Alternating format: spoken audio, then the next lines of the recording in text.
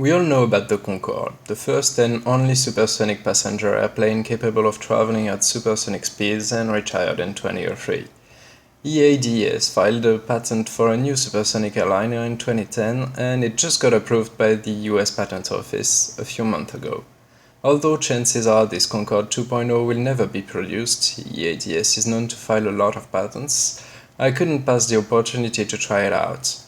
Two things are quite new with this aircraft: the addition of a rocket engine, yes, and the trajectory that the plane will follow.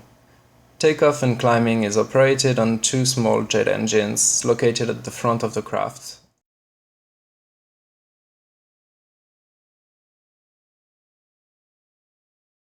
Our takeoff speed is pretty high, we almost didn't have enough runway to get this into the air.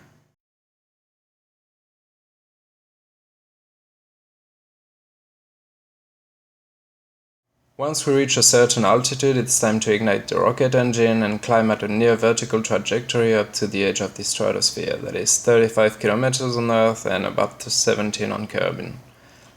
The vertical climb is kind of a second takeoff, except for the fact that it is done on the rocket engine and that it is done at an angle of 70 to 75 degrees. How cool would that be to experience?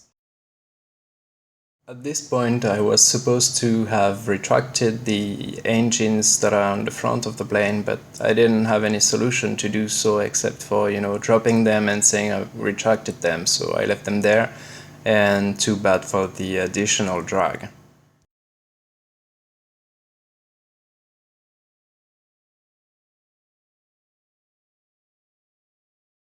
You might have noticed that I have Infernal Robotics installed. I was supposed to use it to rotate the two pairs of fins at the end of the delta wings from an horizontal position on takeoff to a vertical one during ascent. The goal of those is to minimize the effects of a sonic boom on the passengers by keeping the atmospheric pressure around the rocket engine somewhat equal during the whole flight. But I messed it up and did the opposite of what I was supposed to. Luckily, our only passenger is Jeb and he's experienced a lot of sonic booms before, so he did not complain too much.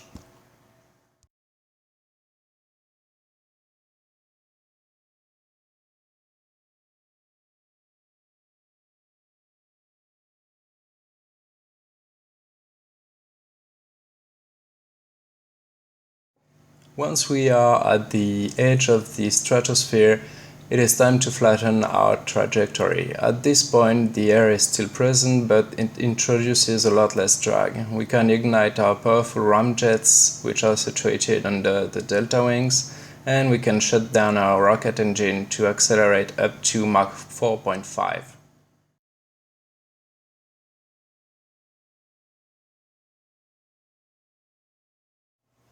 That is when I used Infernal Robotics to rotate my fins around for absolutely no reason, it turns out. The only thing it did was look pretty. Unfortunately, it didn't introduce any weird movement into our trajectory, so all in all, no real problem here.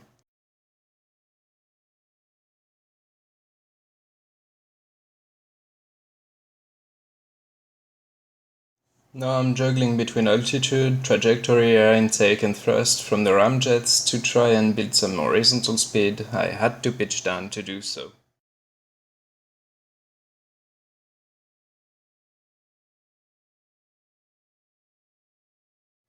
At this point it becomes really hard to control by hand. The craft is both heavy and traveling very fast. Every single touch on the control can introduce a fatal loss of control. And that's exactly what happened to me every single time. I'm guessing things could have worked better with a carefully programmed autopilot, but I'm neither machine nor carefully programmed. I did manage to go faster than Mach 4 a few times, but things end up exploding either because of the temperature or because of the aerodynamical forces that are putting stress on the various lifting surfaces. See, in this example, I didn't lose control, but everything was heating pretty fast, and at this point, when everything started to explode, well, I did lose control, but I also lost the craft and at one point the crew too.